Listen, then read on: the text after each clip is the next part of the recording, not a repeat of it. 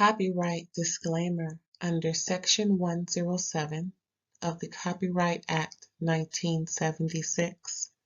Allowance is made for fair use for purposes such as criticism, comment, news reporting, scholarship, and research.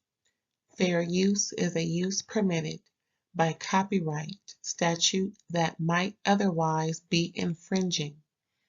Nonprofit, educational, or personal use tips the balance in favor of fair use. Thank you. Now enjoy the show.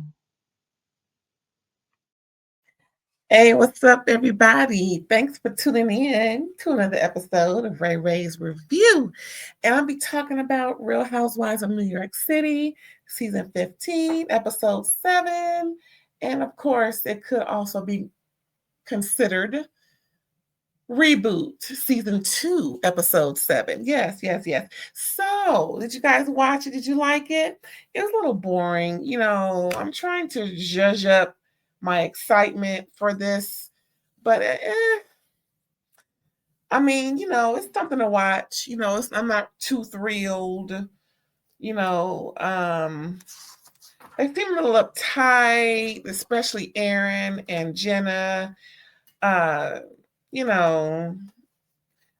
waiting to see some excitement, not necessarily, ugly, hard drama, but just, they're just kind of boring. If it ain't Brynn making up lies or, Ubah going off because of, her perceptions or, I mean, Sai made a change, but I kind of liked her more last, season when, she was more angry.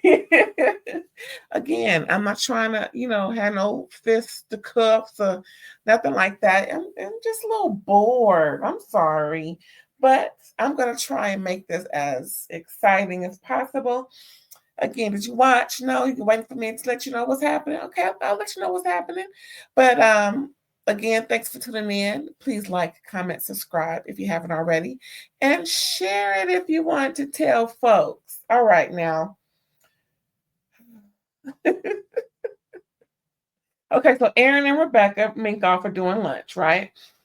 And then off rip, I mean, just before she can scoot her chair in good, Erin is telling Rebecca that Brynn was shady and called her award she was receiving the Nordstrom Rack Award. Like, what?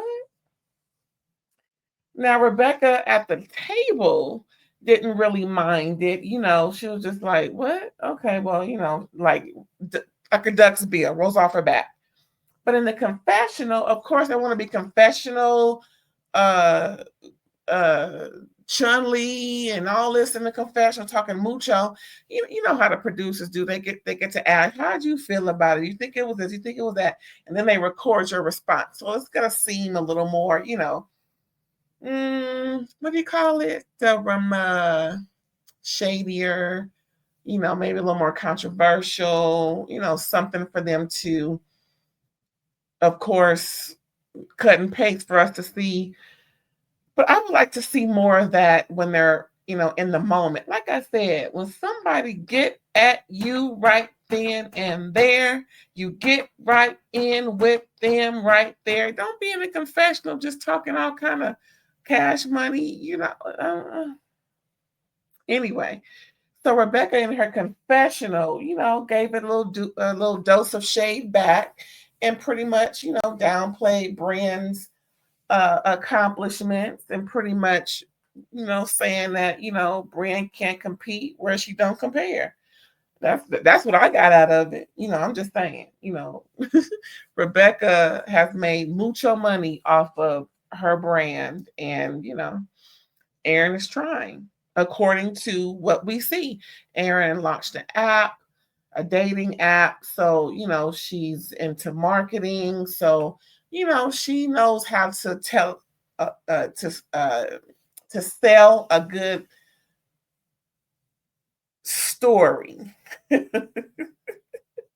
I'm not going to say the lie. I'm going to say story.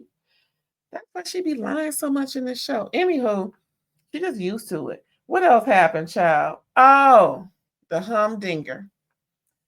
So, Erin asked about the difference in her, I guess, faith, and she's, uh, shoot, what did I say she was? I wrote Judaism versus Scientology. So she's Jewish, and she's a believer or a follower of Scientology. And she describes Scientology pretty much as dealing with, the stresses, and it's really tools to help you. But ain't that what that book is for?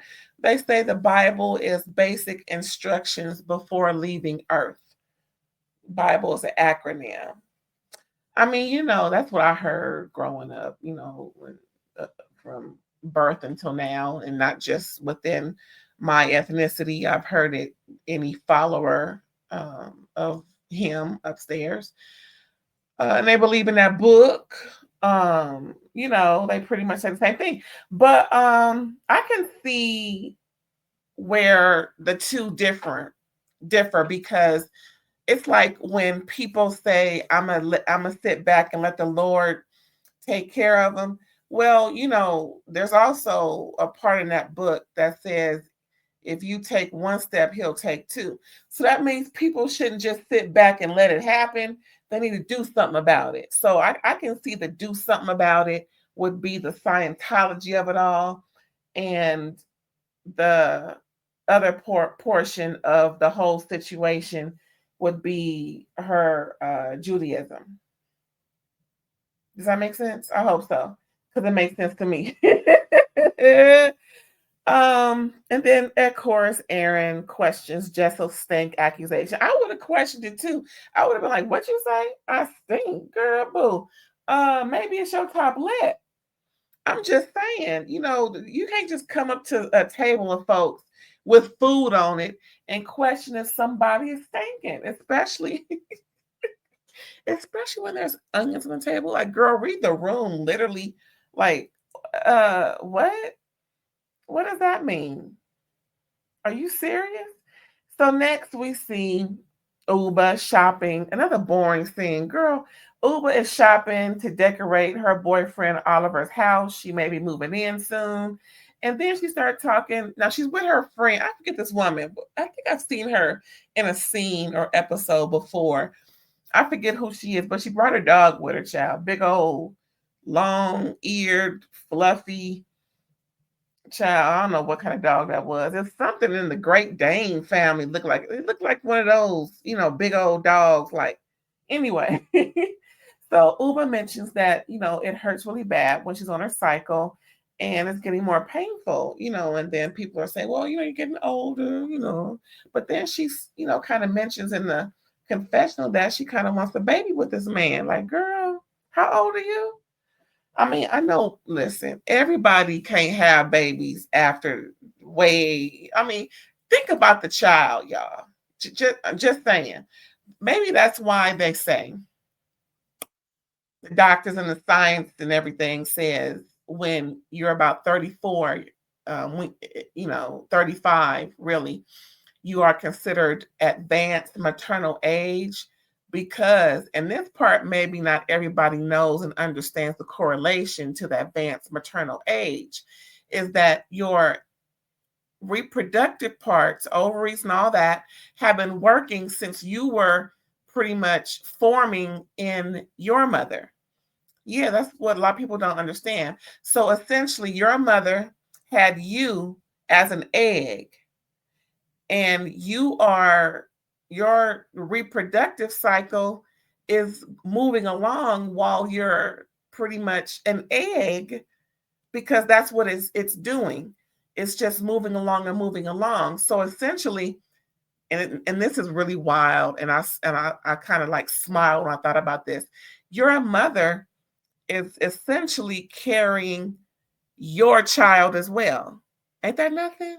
So again, when your mother is pregnant with you and you're a female, and your eggs are continually producing even as an embryo, because that's how it is with females, then the eggs that are in you are also being carried by your mother. So your mother essentially carried your child and you.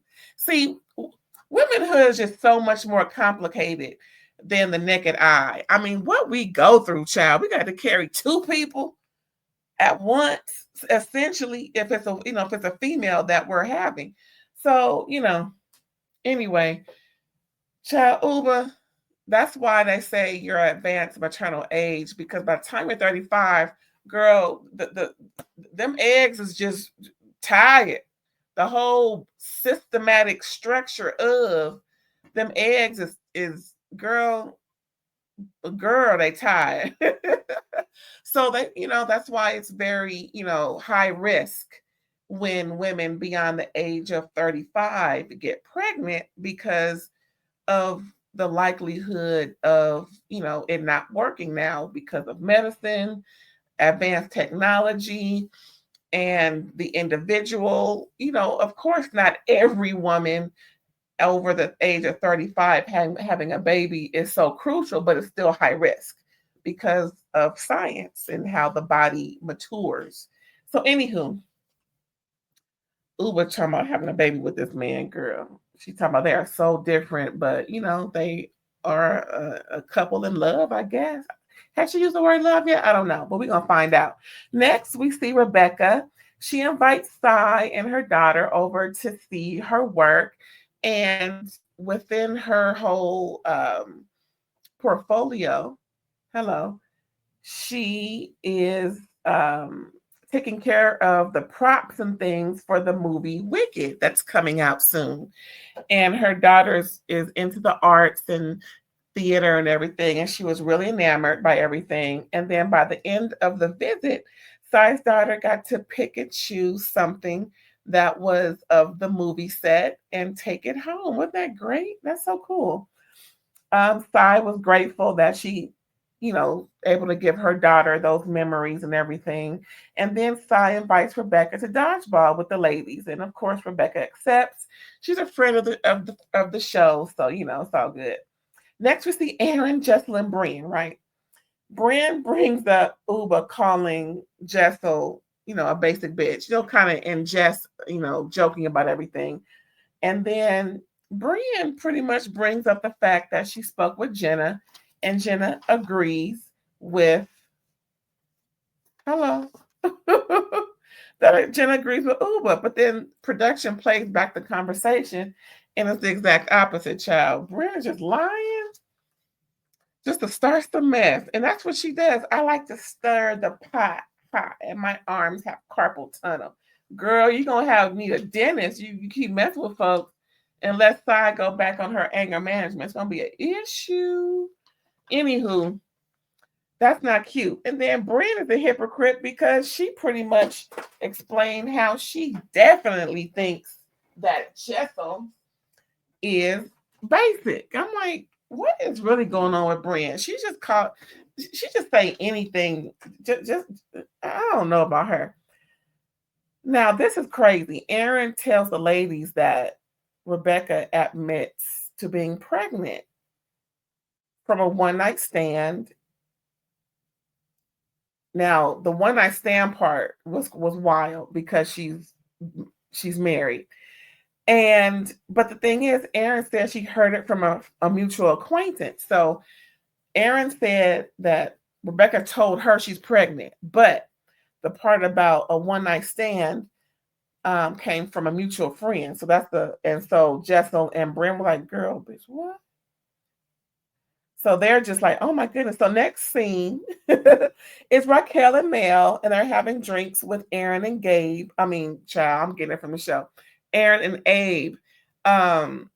They were joking and everything, and they called Abe Gabe because they were explaining things. And here I am saying it because I'm thinking ahead within the scene. So anyway, Raquel was, referencing, well, actually, Erin asked Raquel and Abe asked Raquel first. Actually, Abe asked first about how she went from, traditional to lesbian You know what I'm saying?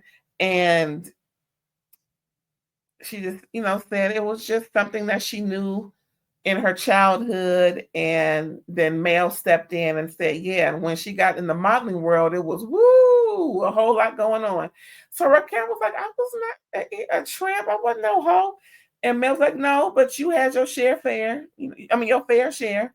And then in the confession, Raquel was like, yeah, by the time, by the time I, got to be about 18, 19, and I was in a room full of women and everything, and it was just a time to be had, child.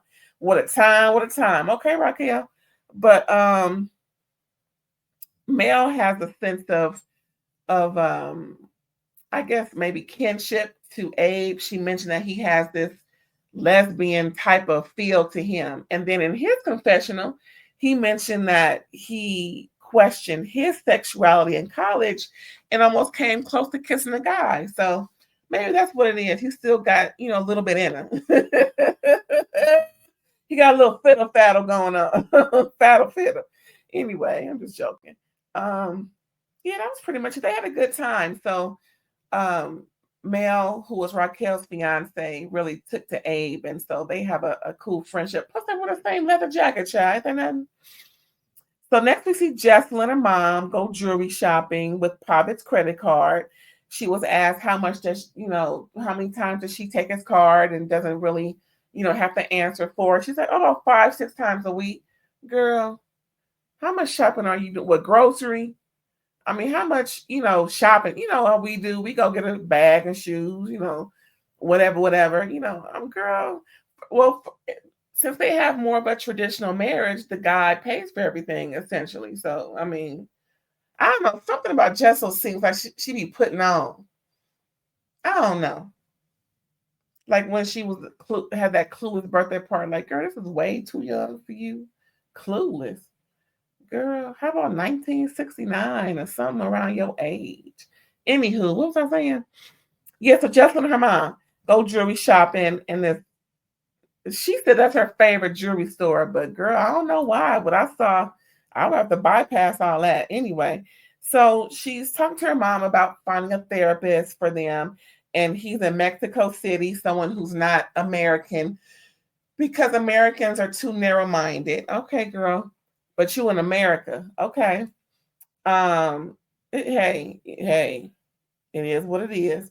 And he's a foodie, so she thinks him and Pavi would kind of bond over food, and it would be more of a pleasant experience for Pavi to be in this therapy session. Girl, I guess. So the mom was looking at her like, therapy. What? See, her mom is just very traditional and very Indian, and not with all this newfangled fiddle faddle that Jessel is trying to bring into the family. Anyway, Jessel's mom is just, well, I'm down with Bobby, so whatever he say, I'm with, and Jessel knows that. So she's just trying to get her again. Her mom is just very open with Jessel. She's not trying to control Jessel, but she is there to. I think she be monitoring stuff because I think she sees what we see a little bit in Jessel. We meaning me and whoever else thinking like me, where Jessel is, we don't want her to go too far off, venture too far off from what we know. Like, girl. So I'm gonna stick around and listen. But if I hear something too crazy, we got to talk off camera, because all this fiddle is going on is way too much. Anyway, so girl, can you wait? Jessel has the nerve to tell her mom that Rebecca is pregnant, and she don't know who the dad. No, she know who the daddy is, but ain't her husband, because her husband goes swapping. What? And the mom was like, no. What? Oh, she said, oh, stay away from that. See, the mom is there. See, the mom was like, girl, you can't be, don't get involved at all. As a matter of fact, let's take care of this jewelry, because, I don't want to, don't get me to say nothing else other than, oh, mom was like, stay out of it, stay out of it, stay out of it. So next they just, cashed out at $3,002. Okay. And I'm like, what did you buy? Anyway, the mom got a purse. I'd rather get that purse than that ugly jewelry. But anywho, and they both thank private, and they bounce out the store, child. Next is the dodgeball game, the one that Sai was inviting everybody to. So Sai is the ringleader. And pretty much they're talking about how Sai was on Jeff. How was everybody on Jeff Lewis? I mean, what's the RHO Housewives show? Shannon was on Jeff Lewis. Who's next gonna be on Jeff Lewis? Who else? Anyway, Sai got in trouble because she had a hot mic saying that Rebecca is boring, and then Rob was texting back and forth and everything because she was on Jeff Lewis and hot mic, hot mic, hot mic situation. I mean, she said it wasn't anything bad, but it is what it is. Anyway, and then all of a sudden, Brynn says to Sai that the whole story about Rebecca pregnant and one night stand, she got a husband, and so pretty much as people are trickling in, they're being told this story. So first Sai, told by Brynn, and Jess was right there co-signing, and Raquel too, because Raquel came in, and they were both. Sai and Raquel was like, "Bitch, what?" uh-uh. So, and then it added in that they swing. And then the trick thing about this is Brynn said she called her as soon as she left the table. Now, this is what Brynn said. As soon as she left the table, when Erin told her initially, when her and Jessel initially, that she immediately got on the phone, asked around, because her and her dude used to, fiddle, faddle. And she called some contacts of hers that would know and confirmed it. That's what Brynn said, okay? So next, Jenna comes in and Sai brings Jenna into the combo. And Jenna was like, what? Jenna was the most shocked. She was like, what? No, Are you serious? What? And when she heard the swing part and pregnant, she was like, she was just like dumbfounded, like, no, you didn't. Rebecca? Girl, you know how we do. We'll be like, what? What? And then when you know that they're telling you the truth, ooh. That's how Jenna was. And who else comes in next? Oh, then Rebecca arrives, child. Then shh. Rebecca, she's here.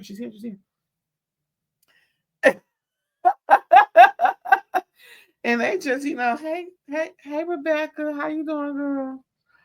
She's like, hey, hugging everybody and everything.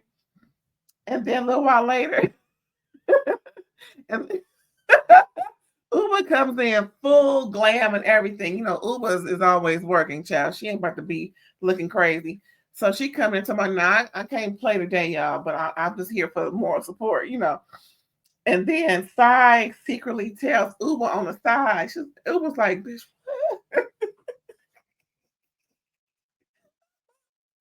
goodness. And then Ubah was like, does Rebecca know? She said, woo! And then in the confessional, Ubah calling all the heifers pigeons. She called them all pigeons when they be telling folks business and stuff, girl. It is a trip. Woo, what else happened? And then Jessel confronts Jenna about the basic bitch comment. And then it comes find out, Brynn was lying, and Jenna was like, no, Jenna said it straight. No, I did not say that. I said the exact opposite. And she said, I wasn't about to get in between all that mess about you being a basic bitch and all this, that, and third. In the confessional, Jenna was like, yeah, I got Brynn's number. I'm watching her, and I see her for her works. Okay. I got that hussy's number. So yeah. After all that, Brynn kept hiding her hair in her jacket and everything, trying to flatten it out. I'm like, girl, let that let it rise, girl. Let it rise, girl. You should have put on should have pinned it down, child. Anyway, so they played the game and everything, and everybody's just hanging out, chilling and whatnot. and they Brynn throws a long throw. They're playing dodgeball. Rebecca was doing real good, and then Brynn throws the ball and hit Jenna in the face. And child, Jenna was, you can tell it was a finger, at the end, pretty much. But after all said and done, Jenna's sitting next to the pregnant Rebecca and said, "Girl, they talking about you." Jenna was like, "Girl, they talking all kinds of cash money shit about you." But she was like, "What they talking about?" She was like, "Girl," and then pretty much Jenna tells her about being pregnant, and Rebecca looked at Erin and was like, "You told?" Erin was like, "What? Huh?" Like when the kid is caught, huh? Rebecca was like, "You told?" And Erin was like, "Told who? What? I didn't tell Jenna anything. I just told Erin. I mean, uh, Brynn and Jessel." And Jess was like, "Yeah, congratulations." And then Rebecca gets up, walks out, pissed off, and then Erin follows her. And then at the end of the walkway, they chuckle and laugh, like, yeah, they bought it. So that was like their practical joke on everybody, like, ha ha ha. But yeah, girl, that's pretty much it. It was all a joke. It was all a lie. Shout out to Carly Red. It was all a lie. But yeah, y'all, that was Real Housewives of New York City. I hope you enjoyed the review, and I hope to see you again soon. And yeah, check you later. Bye.